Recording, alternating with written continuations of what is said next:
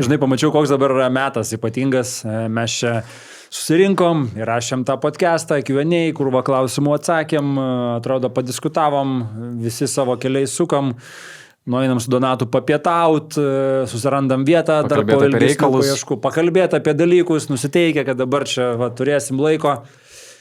Ir Donatas, žiūriu, panyra į telefoną. Ar telefoną, Karoli, kaip reikia? Telefoną? Telefoną, gerai. Taip. Panyra į telefoną ir aš žiūriu, kad vyksta reikalai kažkokie. Ir Donatas tai pasako, man taip atvimpa žandikaulis lengvai. Ir suprantu, kad Donatą aš praradau tiesiog. Bet ką tik krepšinis neatcitavo stendo kažkokią ispanų, kur sakė, kad Panathinaikos nori jo ir jums Panathinaikosas. Jie norėjo jo, neklydo. Ne? Jie norėjo jo. Okay. Tai ką, viskas? Cisco ESVL, taškas?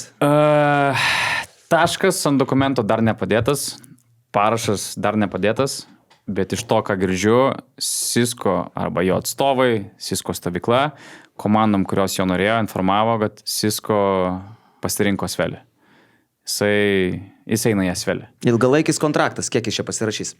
Ką girdžiu?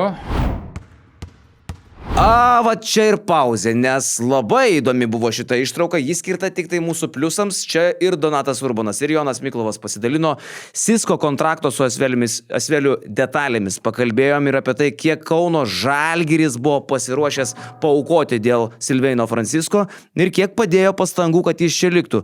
Nu ir aišku, labai įdomi tema ir kas Žalgirio laukia, iš kokių barų Kauno Žalgiris rinksis, tai kuo pakeisti Silveiną Francisko ir kas vyksta Vilerbane, koks ten projektas auga ir kiek kartais gali reikšti Tony Parquet skambučiai. Visą ištrauką mato tik tai mūsų pliusai. Ačiū jiems.